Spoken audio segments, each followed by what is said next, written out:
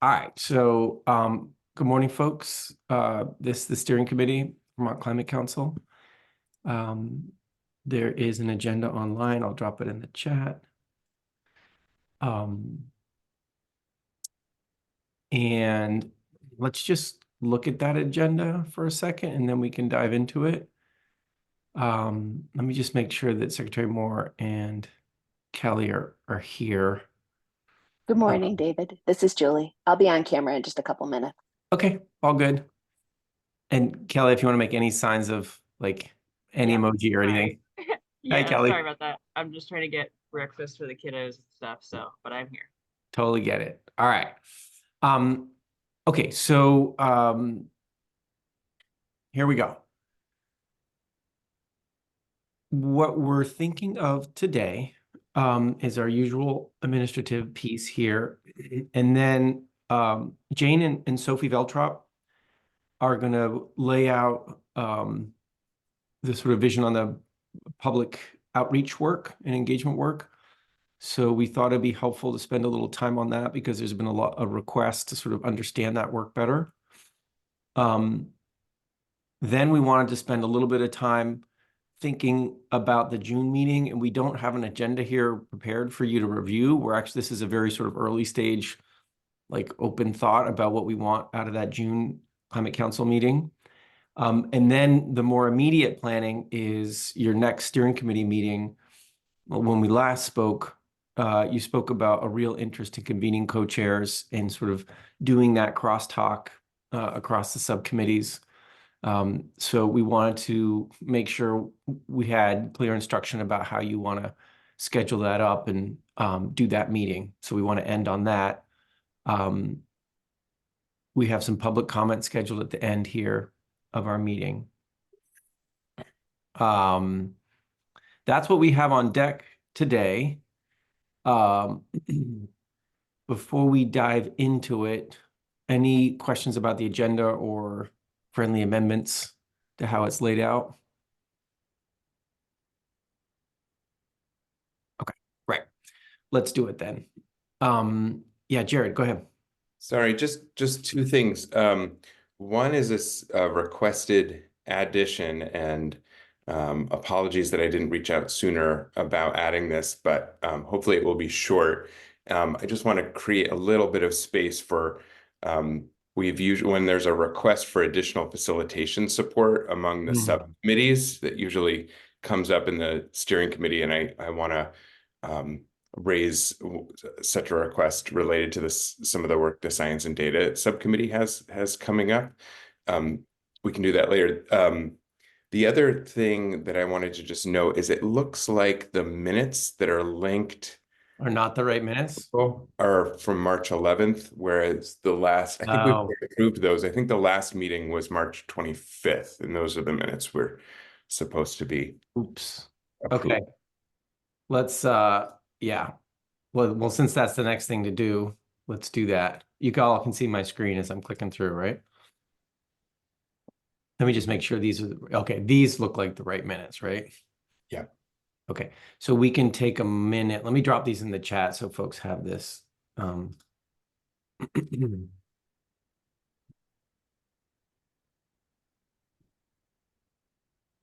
That link in the chat is the actual latest minutes. And thanks, Jared, for the suggestion on using facilitator time. Let's tuck that into this. I think from a good process standpoint, if you're making decisions on things, we might need to notice that, but we can talk about it and see if we need to confirm that in a subsequent meeting as well. All right. So the first thing to do would be approve these minutes. I'll just share my screen for a second because the link, as Jared points out, was not the right link. This was the meeting where you approved the updated guidance document. You gave these sort of specific requests about what to do. And then the second part of these notes is about what you want from your time as a steering committee. And this is where we got this mandate from you all, which we hope to do in the next meeting. Okay. Anyone need a little more time on these minutes? Okay. Any concerns or friendly amendments to the minutes? Okay, great. Let me stop sharing. Okay, so let's consider the minutes approved. All right, so the first thing on the agenda was getting an update from the Climate Action Office on all the engagement and outreach work that's happening. So I'll turn it over to Jane, who I think will do this with Sophie. Thanks, David, and morning, everyone. So I'm really going to let Sophie lead this and share her screen in 1 second. And I just wanted to first orient you to the overall work that's happening in the Climate Action Office. So Sophie Veltrop has been with us, obviously, for about 6 months now, and she's leading our community engagement and communications work in the Climate Action Office. That is a multifaceted and multi-pronged bucket of work that is supported also by our contract with Consensus Building Institute, as well as the 3 subcontractors who help orient us and ground us to the work on the ground that we're doing with engagement. And that really focuses on how we hold and participate in public meetings, sort of the more traditional work that state government does with public meetings and inviting folks in to comment.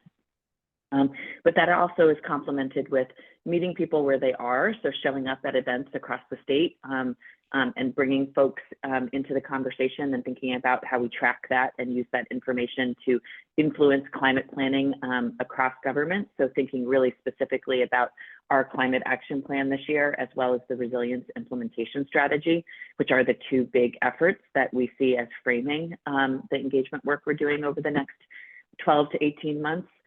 And then finally, we've been holding strategic focus groups where first and foremost, we've been trying to think about how we build relationships with populations who have not traditionally been at the table and just hold space for that. But then also how we use those relationships long-term to think about engagement in specific policy initiatives, such as the CAP and the resilience implementation strategy. So Sophie, understanding that it didn't take long, as we wouldn't expect it to, for Sophie to really reach capacity, because there is a lot of work in this space. Sophie has done a really nice job in thinking about how the broader initiatives and what those are for the next year, the CAP and the resilience implementation strategy, bring with them the overarching themes for our engagement to touch into. And so that's the Gantt chart that we shared with you all, which is, I know, hard online to read, but if you zoom in, hopefully you can really see the framing of those 2 bodies of work and how those public meetings, how those community engagement events, how you show up where people are, and those focus groups feed into that. And then Sophie's going to go a little deeper today on what that looks like specifically for the Climate Action Plan and what the capacity is that the Climate Action Office has to support this work. Because understanding that it's a bigger body of work, we have limited capacity around the Climate Action Plan specifically, but are using sort of all of the work to feed into that, and we'll be able to share that with you along the way. So I'm going to turn it over to Sophie, who has a slide to dive deeper, and then we can ask specific questions about both the broader work and then specifically what we have teed up for the CAP.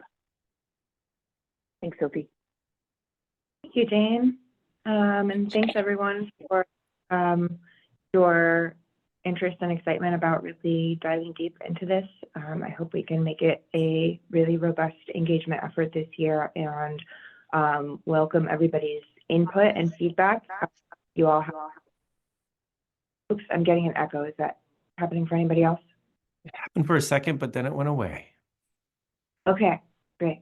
Yeah, so you know, excited to hear your feedback and input. Obviously, I've only been here for 6 months. I have the incredible institutional knowledge of Jane and David and you all, so really welcoming feedback and team effort here. And just to note up top that these efforts will be in close collaboration with Consensus Building Institute, which includes our subcontractors in Chittenden County and the Just Transition Subcommittee.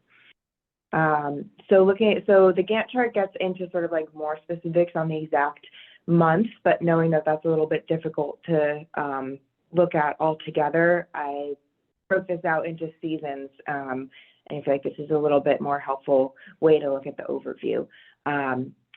And also to note that there's a lot more detail that is yet to be planned for all of these things. So here we are in 2024, it's spring. This week, today and Thursday, we've got the resilience implementation. Okay, so sorry, let me back up and acknowledge the acronym. So we've got CAP in blue, that's Climate Action Plan, and RIS in the burnt orange, that is Resilience Implementation Strategy. So we've got a couple of things coming up this spring for the Resilience Implementation Strategy to really introduce that work. Today and Thursday, we've got kickoff events with Secretary Moore, Treasurer Pichak, and the Climate Action Office will be hosting. And also this spring, we'll be doing a planning effort so that we can review resilience-related engagement activities that have happened, both in state government and by external partners. And that way we can really draw on broader input than just what we're able to do and maximize the amount of public input related to climate resilience and what people have already been saying they want to see a climate resilient Vermont look like, so that we can really maximize our efforts. During the summer of 2024, I'll just stick with the resilience implementation strategy. So hopping down to that bottom bullet, that's where we'll actually do that work of reviewing those resilience-related engagement activities, such as reports that have come out. Just to name an example of that, the Vermont Emergency Management is doing some flood-focused groups with flood-affected communities. So being aware of their efforts there. And as an example of an external resilience-related engagement effort that has happened and is out there for us to look at, the Vermont Council on Rural Development has put out a Vermont proposition, and that involved extensive statewide public input related to many resilience themes. So hopping back up to the top two bullets for the summer, that's just when our climate action plan public engagement really kicks off. We want to plan a couple of virtual kickoff events to really announce that this is happening and give the public an overview of what's coming up. And in tandem with that, we want to be thinking with subcommittees about what kind of changes we can make and improvements we can make in the process of subcommittee meetings to encourage public engagement in a really meaningful way, and what do we need to do to foster that. And this, just to name that, the Just Transition Subcommittee is really excited about thinking about this and supporting these recommendations. So, supporting this with some recommendations. Looking forward to fall of this same year. We'd like to do some stakeholder focus groups, both in terms of stakeholders such as the spheres of work that people do, and also municipalities, and working with our RPCs on that. And hopping down to the resilience implementation strategy, we'd like to build on those, like make the most of those focus groups by integrating some key questions related to the resilience implementation strategy into those focus groups. Finally, in the fall, that's when we'll have a draft of what the resilience vision will be, and that will be circulated for public input. So hopping forward to 2025, in the winter, like January through March of 2025, the opportunity assessment for the resilience implementation strategy will be released. This is the assessment that looks at what's already happening across state government and looks at where there are needs and gaps to build more climate resilience for our state. So that will be released, and the preliminary assessment will be released. We would like to hold public meetings that are broadly welcoming to all Vermonters, and as well as more specifically focused stakeholder meetings. In the spring is when we will have the draft of the climate action plan ready. So being able to share that draft and hold public meetings around it to collect public input on that draft will occur. Then in the resilience implementation strategy front, the Treasurer's Office will be looking at a cost assessment, and that will involve public engagement as well. Finally, when we get to the summer of 2025, that is when both the Climate Action Plan and the Resilience Implementation Strategy will be finalized. And so we'll have, we'd like to do some public meetings and events to share the results of those and what they mean and how we implement them going forward.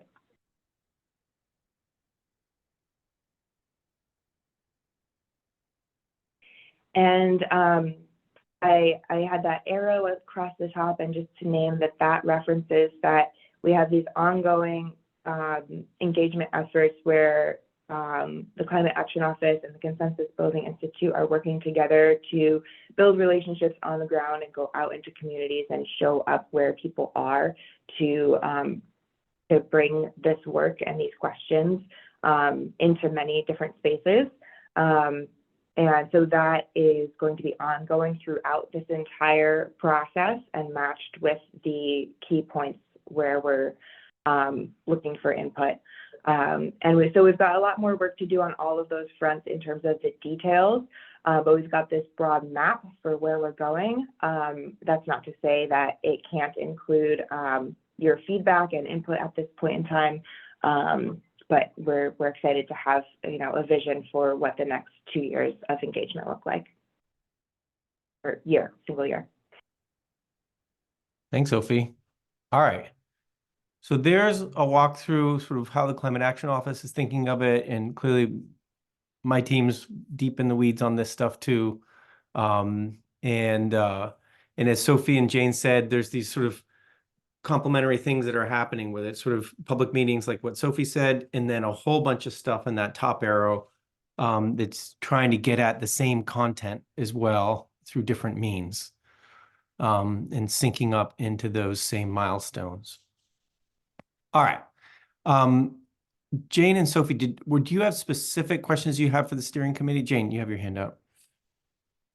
Yeah, I was just going to highlight 2 things. First, I wanted to highlight about the kickoff events and specifically flag that that would be a nice thing to focus on at our next steering committee meeting, and just say that our orientation or disposition about those has been to really highlight how Vermonters can engage with the Climate Council over the next year in updating the Climate Action Plan. So really signaling that the process itself is public and open through meetings, through other engagement events, and really draw people into the process. So we can do some thinking around what those look like and have that prepared for the next steering committee meeting. So wanted to flag that. And then second, I also just wanted to flag the overall timeline and appreciate that the lift of carrying forward community engagement and public engagement is a lot. And so the timing of how we propose the CAP engagement is very much locked with sort of like what we need to do for the resilience implementation strategy. And it sort of pushes some timelines with the climate plan.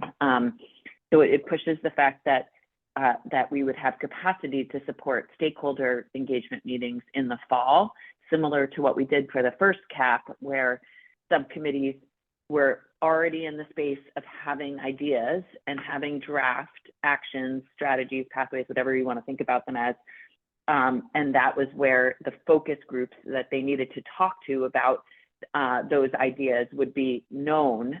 And therefore, we would be helping to support specific conversations around those. Like last time, Ag and Eco comes to mind. There were sort of 2 focus groups, one around conservation and forestry and one around farming and agriculture. And that work and timing sort of drives the fact that the subcommittees would need to know this fall, like the basic concept of what they're recommending for the climate action plan in order to have that input happen and before sending those recommendations up to the Climate Council. So just wanted to flag that timing because it is almost May. And then also flag that the draft climate action plan would need to be together by next spring. Originally, I know David and I had sort of conceptually talked about as early as next winter, but understanding that that feels sort of one, not able at this point anymore, and two, there's a lot of other engagement happening for the resilience implementation strategy, really thinking about March, April next year to go out with a strategic engagement plan around a draft cap so that that's done and ready to be inputted for the final plan due July 1st.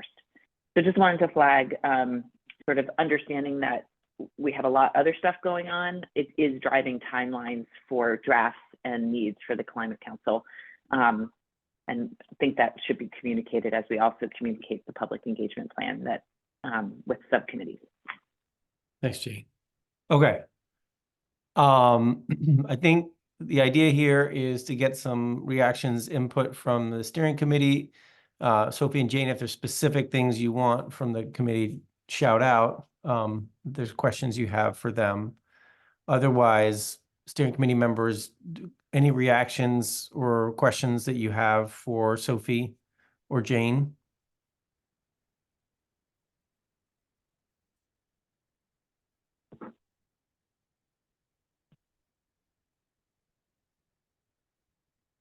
All good? Jared? First, I just want to thank Sophie and Jane and everybody and David and everybody who's been involved for all the work that's gone into this really clear, helpful presentation and helpful overview. The main question that I'm kind of left with looking at this is it sounded like the description was kind of opportunities for public engagement with the consulting team and with the Climate Action Office. And I know that there were a couple of points mentioned around where kind of subcommittees or the Climate Action Plan, which presumably includes the Climate Council, where those would be the topics of events. And so the thing that I think would be helpful to me and perhaps other counselors and folks who serve on subcommittees is clearly not all of these meetings are going to make sense to invite the full council or to invite subcommittees, but I do think that there are, it will be important as we go through the process to have those opportunities for counselors to be attending and listening and it may be important for counselors who are on subcommittees or drafting the climate action plan to help do some initial context setting around what the options and the priorities are. And maybe in there, it's just not as clear to me. And I think it would be helpful if there's a way to kind of call out, here are the places in this plan and timeline where we're envisioning inviting counselors to participate either in a listening format, perhaps in a framing up front. I just don't want this to, I want to make sure that there is a clear sense of transparency in who the council is and who the subcommittees are, rather than this just being kind of consultants in the Climate Action Office doing public engagement. And I know this is a theme and a comment that's come up before, so we just appreciate continued kind of attention to that and building that into the timeline and the communication of it. Yeah, I'm sorry that we didn't actually explicitly note it, but I think it's very much implicit for us. The kickoff events, for instance, are to me are front and center for planning with the Climate Council, and that's why I just flagged it, that it would be a planning opportunity for the next steering committee meeting to actually think of, have us support you in planning those, but really those are driven by the Climate Council. And then stakeholder meetings are driven by the needs of subcommittees specifically around their drafting, and then obviously so on and so forth. But yeah, we're happy to make that more explicit, especially in any sort of materials we're putting out, so that folks can see that the Climate Action Office is in support of the Climate Council on those events. Thanks. Other reactions, questions, comments?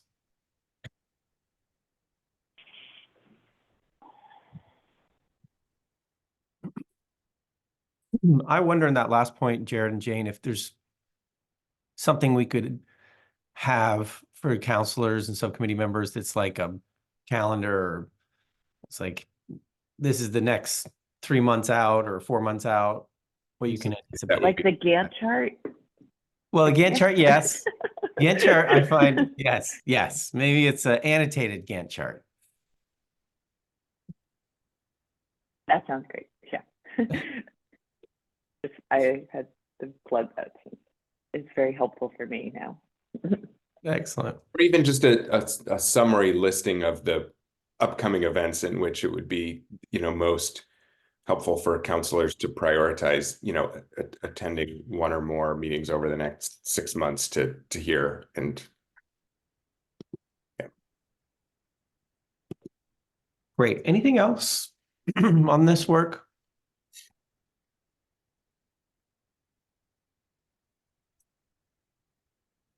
Okay. Great. Well, thanks. And thanks, Sophie, for laying that out, and Jane. All right. So the next thing on our agenda was to think about our June meeting with the council. And here, like I mentioned, we did not prepare for this meeting a draft agenda. And if Jane, you had something you wanted to throw out there, I've got sort of 4 things on my mind that, and I'm sure there are potentially more, but just as a way to sort of get the conversation going, our output for this conversation right now is really a set of notes so that we can go back and make a draft agenda that you can all look at and improve and approve in your next meeting. But when I think about our June meeting, I think about how the council can get a sense of what's going on in the subcommittees, how things are going, right? I'm thinking about some key inputs that might be helpful, whether it's any additional technical work that has happened since the council last met, and potentially some input from the public, all this public engagement work that's happening, and the work that's happened to date around that, and get sort of a deeper dive on what's being heard. And then potentially some additional guidance for subcommittees that the council hasn't finished yet, such as, a little clearer guidance on the prioritization process, or how to use the just transitions, scoring rubric, and that kind of stuff. So there's pieces of guidance that we left, TBD, when we put out that guidance document in late March. So those are the kinds of things on my mind: update from subcommittees, input on technical stuff, input on public engagement work, any additional guidance for subcommittees to help them move forward. There may be more things. I'm curious, steering committee members, what would you like to see out of the June meeting?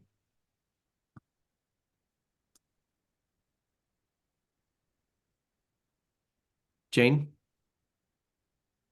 Sorry, I was just going to flag that, and Kelly, you might speak to this in better clarity than me, but Paula Moulton reached out to me after last Thursday's Just Transitions meeting and flagged that she wasn't able to join today's steering committee meeting, but wanted to flag for the steering committee that the Just Transitions Committee, a subset, has agreed to work on guidance specifically for engagement and then public comment at meetings as a recommendation for the steering committee to take up and think about how the council advances that over the course of the next CAP.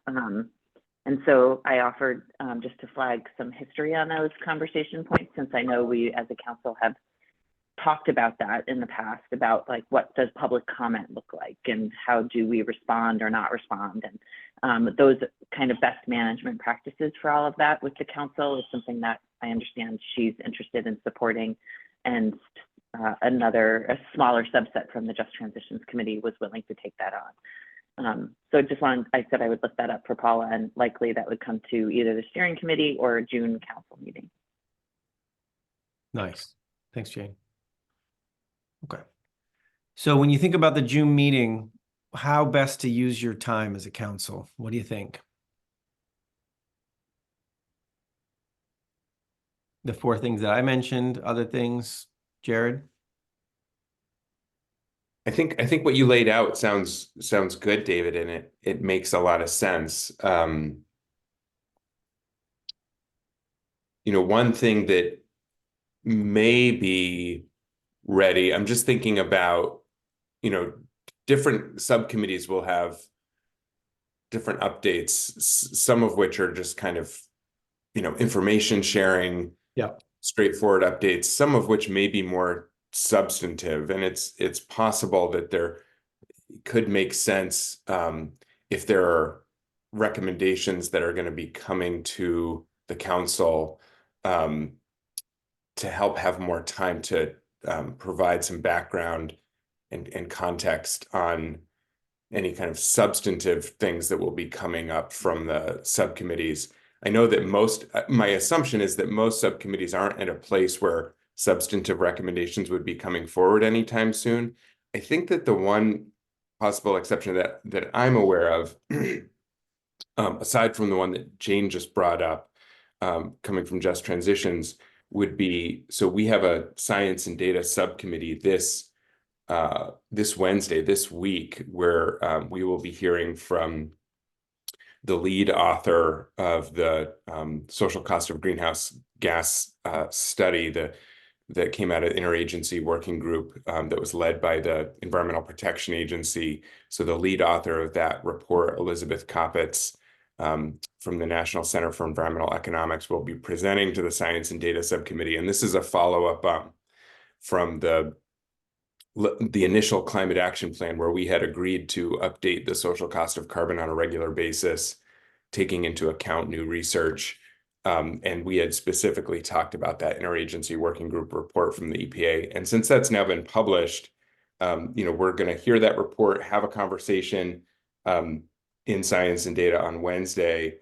But we have talked about wanting to then have a meeting where we could work through it. And this is where the request around facilitation support is coming from, in terms of a recommendation to the council. That will likely not be ready by June, but just want to flag that because it could be a topic that's worth a little bit more kind of grounding and background information sharing, so that the council is feeling like it has the information that it wants as we move towards considering a substantive recommendation, which I would imagine, will likely not be in June, but it could be at the next council meeting after that. Okay. I mean, maybe it's one of the updates you do if you're not ready for a specific recommendation, but you can say it's coming. And by the way, it has this kind of implication for other work that, maybe cross sectors doing or something somebody else is doing, right?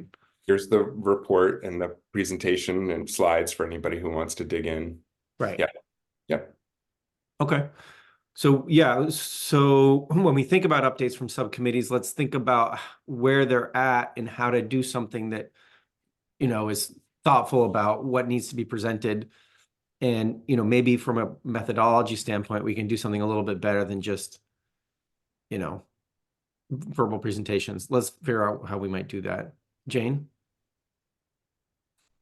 Yeah, well, I was just going to flag that the process for the council is to hear things twice before they act. So it would be good to plan on it in June, because you won't have another meeting till September. So so June would be a good time to do a preliminary presentation and discussion. Yeah. Yeah. If you wanted to have a recommendation actually approved by September, definitely then come prepared to preview it so that it's the second round in September. Yeah. Okay.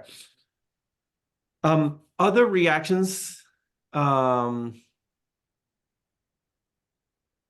Oh, I just noticed, Jane, your text in the chat. Okay. That wasn't very clever of us. Okay, great. So essentially, what I laid out was subcommittee updates that Jared provided a little more color on, which was great. Two kinds of sort of inputs. One is any kind of technical work that's done since the council, and then public engagement, what are we hearing, and these different kinds of things that Sophie laid out in some way of like distilling that for the council or getting the council to engage with that content and that feedback. And then in terms of additional guidance for subcommittees, I don't know, Jane, you jumped in to say that, Just Transition is thinking about how to help with public comment and that kind of thing. We had left pending the sort of more detailed guidance on methodology for prioritization that we would hope folks would do in the fall. So potentially, if we wanted to come prepared in June to signal that or do a first round on that, something like that, that could be helpful, right? Yeah, I mean, I think we're expecting a lot of subcommittees over the summer, and Yeah. the council isn't meeting over the summer. So any specific guidance, documents, prioritization, templates, I think the sooner those are drafted and shared with subcommittees, the better we'll be in the fall. Great. Okay. Okay. Anything else, folks, about June agenda you want to share? Folks are awfully quiet today.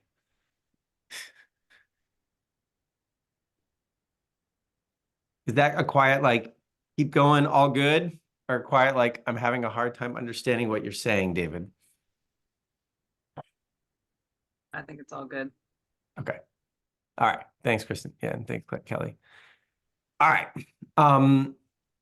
So if we're comfortable with that, we're kind of accelerating through our meeting here. That's fine.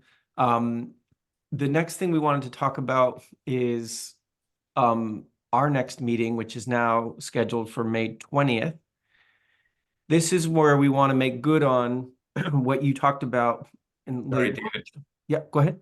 I don't mean to interrupt. I just had one belated thought on the last agenda item, if that's. Oh yeah. Yeah, okay. jump in. Yep. And I'm just thinking, we had talked in January about the drafting of what I believe is being referred to as the progress report, the kind of summary of recommendations from the initial cap and where those stand. And it strikes me, in some of those, there's still question marks around because they're kind of live in the legislative session. And so I do think it would be potentially helpful to have kind of an update presentation on and discussion about that at some point. The June meeting may not make sense because we still may not know the ultimate resolution of a number of those things at that point, but just want to flag that so we don't lose it for one of the upcoming council meetings, because I do think being on the same page about that stock taking around what recommendations, where they stand. And I know that there was a bunch of feedback as well about kind of lack of clarity around how things were being characterized and, whether, so I just, that's a topic that if not this meeting, that probably the next one would be really good to make sure we have common grounding around. And it reminds me, Jared, that you all had talked about wanting an update once the legislative session was done and the sort of dust had settled a little on that, an update on the implications of what happened in that session for that tracking. Is that what you're talking about, Jared? Yeah, although I mean, others will know more than I do, others who follow the legislative process more closely. But my sense is that, if we have a council meeting on June 17th, there may be things that we still don't know the ultimate resolution of, because we don't know how long the legislative session will go and when a veto session will be scheduled and what, bills will be vetoed or not and overridden or not. So. Secretary Clauser. So totally agree with Jared. There will still be some unknowns. The legislature, just to put some dates on, again, they're tentative dates because who knows, but the legislature continues to indicate they plan to be done by May 10th. And they have a veto session currently scheduled for June 17th and 18th in the event that is necessary. So I would say, I think we can assume subsequent to January 18th or June 18th, rather, we'll have some clarity on the conclusion of the legislative session. Certainly maybe before then as well, but Got it. Yeah. Okay. And our meeting's when? Sorry, our meeting is on the 17th, right in there. Yeah. Like literally right in there. Okay. All Might right. get live updates from the floor during our meeting. that's that's right. Sounds a little chaotic. All right. I mean, another option, sorry, not to throw a wrench in things, but just to play out this thought process is if we want more time for clarity and substantive updates, and the next meeting after the June one is not until September, and we'll have that clarity if we were to move this council meeting, back a week or two. Just a question whether or not we want to do that or whether we should leave it as is. Great question. I'll throw one other thing in the mix while you're thinking about that question, which is we could always do like an hour webinar, in the middle or something like that. If there's something that's like, we want a briefing for the council, we won't have it till, July. Yep. We'll do a July webinar. It says, hey, here's key briefing. We don't want to wait till September. I wonder, sorry, I'm jumping in front of Jane and Julie, who both have their hand raised. But since I started, I wonder if we table this until our May 20th meeting, because we will know if there's a veto session or not, presumably by the 20th. So it may be more ripe for discussion then about when we schedule the June meeting, because we will know if there's a veto session scheduled necessary and what those items are that will be addressed in the veto session. So I think the May 20th steering council meeting makes sense to make some final decisions on the June timing.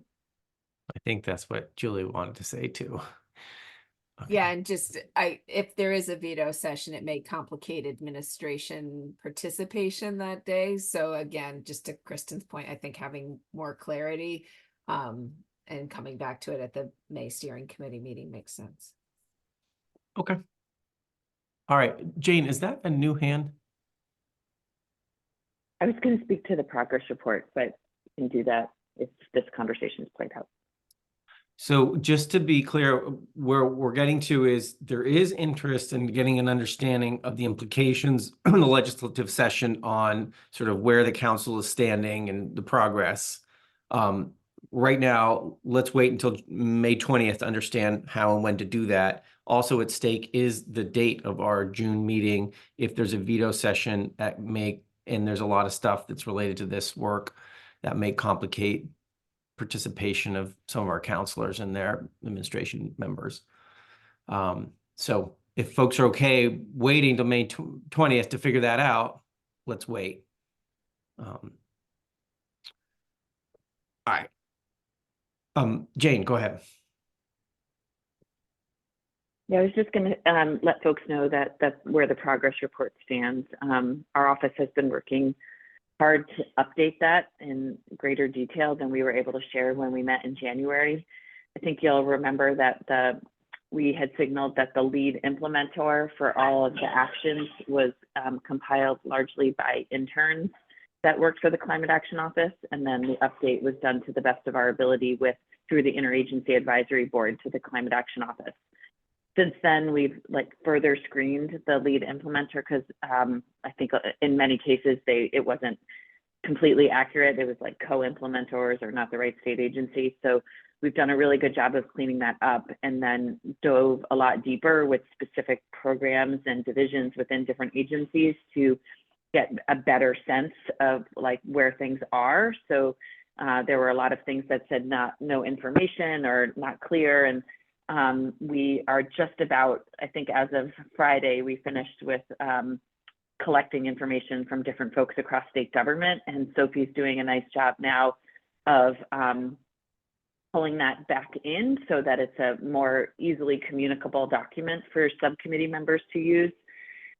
We have also added in all of the information that we took out for the council. So like all the detail around why things were prioritized, the different criteria we used, as many comments and notes we could make that would support subcommittees in using that information. So just flagging that our plan, and Sophie and I have been meeting about this, is to share it directly with co-chairs by the end of this week, so that those kickoff meetings or subsequent second meetings with subcommittees, that document is being used and thought about as subcommittees build their own work plans for the coming 6 months or so. So I'm not sure if it needs to go to the council or anyone else. I think it's going to go directly to subcommittees with some guidance on what's in it and where things stand for use. So just saying that, so I'm not sure, so folks know that it's forthcoming and we hadn't forgotten about it. Thanks, Jane. Jane, is there a reason not to send it to the full council? Oh, well, we'll send it. I'm sorry, we'll send it to everybody. I meant more that like specific instructions and use would go to co-chairs. So. Got it. Okay. Nice. Thanks. All right. Okay. So we had circled back to the June meeting. There's a question mark from this conversation about this. And I wonder if there's something to be done around this document, this tracking document at the June meeting, regardless of where the legislative session is, or maybe you put the pause on that and wait till you have some clarity and then you do those things together. I'm not sure we need to make a decision on that right now. It seems like there's some moving pieces in the legislature. So why don't we make a decision on that on May 20th? Sound good? Okay. Anything else on the June meeting before we jump to your next meeting, the 20th, May 20th meeting? Okay. All right. In this agenda, there's some specifics, questions about the May meeting. Here, I'll put it back up just for 1 second so you can see. So basically trying to say, well, what does it look like for us to invite the co-chairs to your meeting and do that cross walk across the different subcommittees? Do we want to use that meeting to vet some further guidance for work planning, like what I was talking about, the prioritization piece that we have left undone, and the more specific template that we would want subcommittees to use when they're preparing content for the council. So we could see a really interesting set of conversations here that are helping subcommittees look across, you be able to get some visibility into everything, and then we're actually able to provide something that's valuable for subcommittees, whether it's further guidance, templates, or the like. So curious how you all see this working. Guidance for us as we try to develop an agenda to make this work. Is an hour-and-a-half meeting going to cut it?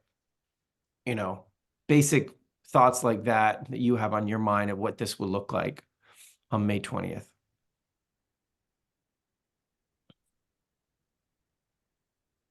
And Jane, feel free to jump in and improve that summary, please. Any thoughts? Jared? I mean, it seems like one of the most helpful kind of roles that we could play is asking each of the steering committees to share what their basically what their work plans are, what their priorities and what the topics and what the timelines are, so that there can be a little bit of knowledge around who's focusing and who's working on what, and where might there be areas of information sharing or collaboration that should be happening. Maybe there are some topics that should be I think frequently subcommittees are inviting other subcommittee members or counselors to join, but there may be some topics where it's explicitly kind of a co-hosted thing. Mhm. I'm just thinking generally it would be good, especially if we're not meeting again until the fall and we're trying to get pieces together so that we can begin the process of considering options for updating the cap. Just having eyes on and sharing those planned time, especially if the way that the calendar was envisioned is that, there's a little bit of less of a focus on full council work over the summer and not until September, because there's going to be more subcommittee meetings happening. It almost seems like it would be helpful to have each subcommittee just kind of briefly lay out their planned schedule of meeting topics, Yep. priorities, goals, and then see if there's any kind of thing that emerges from that. I think it will just be helpful for that information to be known across the subcommittees, but there may be something that more clearly emerges from that would benefit from some coordination or collaboration. Right. Okay, that sounds great. Does that work for others? Does that seem like a good approach? Okay. Kelly? And I think adding to that, having a section after we get the updates from the subcommittees where there could be like more open discussion if there's something that comes out of that we need to, the co-chairs want to talk with each other about something, or just holding a little space for a little bit more conversation after the presentations would be nice, I think. Great. So it's not just like presentation. It's more like, let's hear from each other and then let's talk with each other. Okay. Great. Do you want to try to show up at this meeting with some draft guidance, maybe from us? I say us, meaning me and the Climate Action Office, on templates or that additional piece around prioritization? Would that be helpful to review all together with subcommittee co-chairs? I feel like those are the missing pieces of guidance. I don't want to, but just curious how you're thinking about that. If you want Jane and me to take a first whack at that. Yeah. That's good. Okay. So we can do that. And then we'll need to also spend some time at that meeting confirming the June meeting agenda and making some of those bigger decisions about, actually, do we need to push the June meeting because of the conflict with the veto session, if that's going to happen. Okay, so there's some bigger questions around the June meeting that we need to deal with in addition to an agenda. Anything else?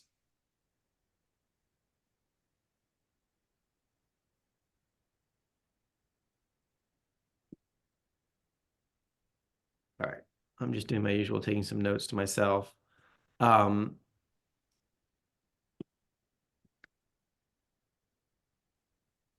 Okay, I think that's it, unless you have more things you want to say about these. The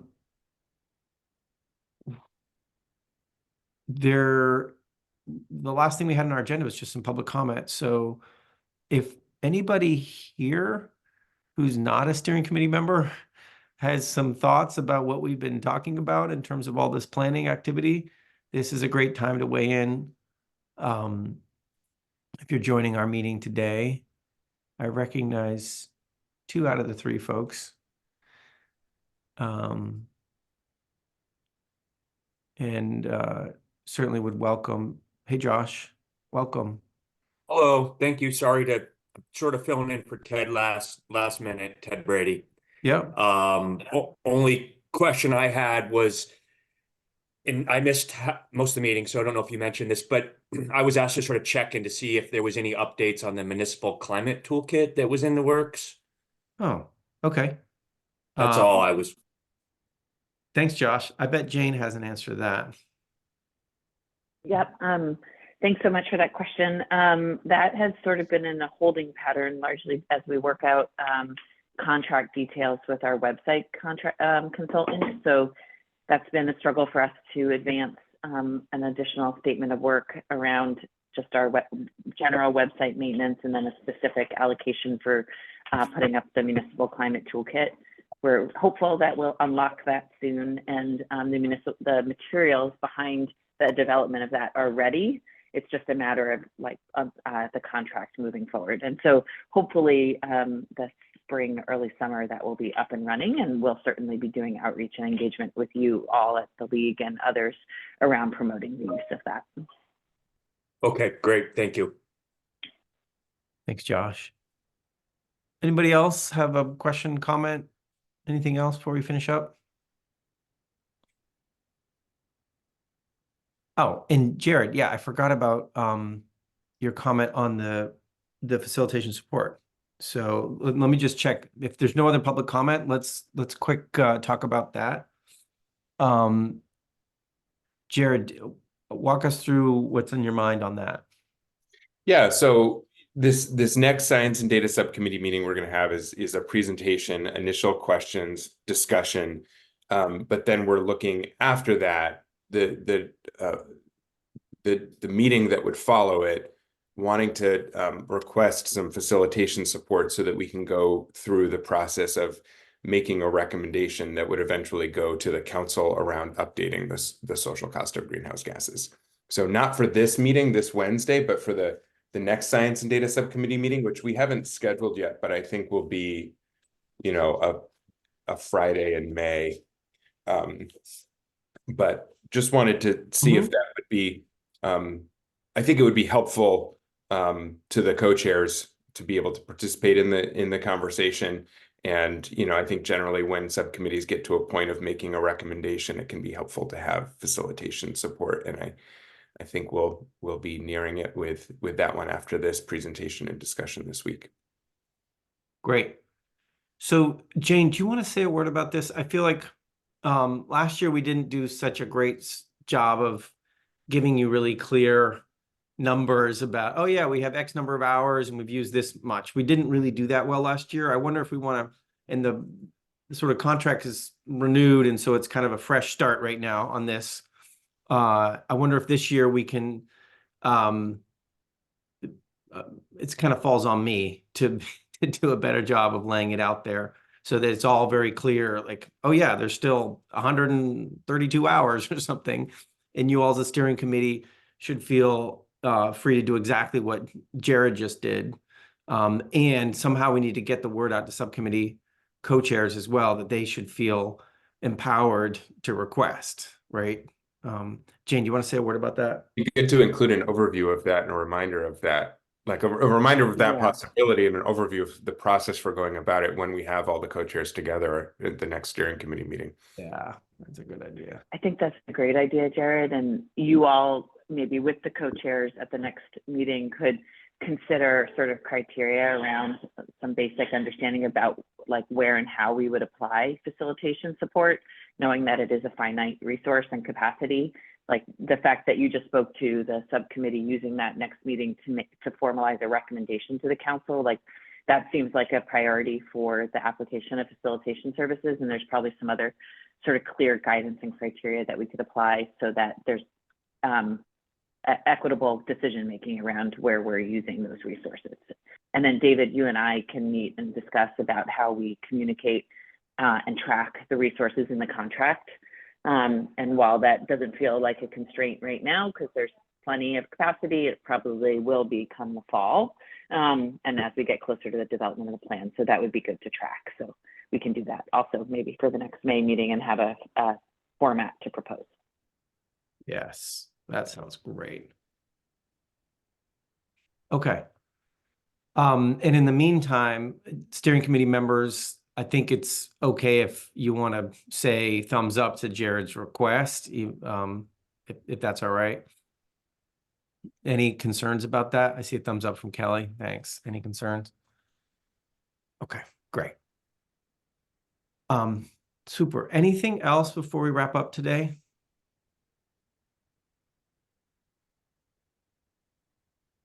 Okay, great. Well, thanks everyone. Appreciate your time this morning, Monday morning. We have good notes on the input on the June council meeting, the May steering committee meeting, the facilitation report piece, and then we started with some questions around the public engagement piece.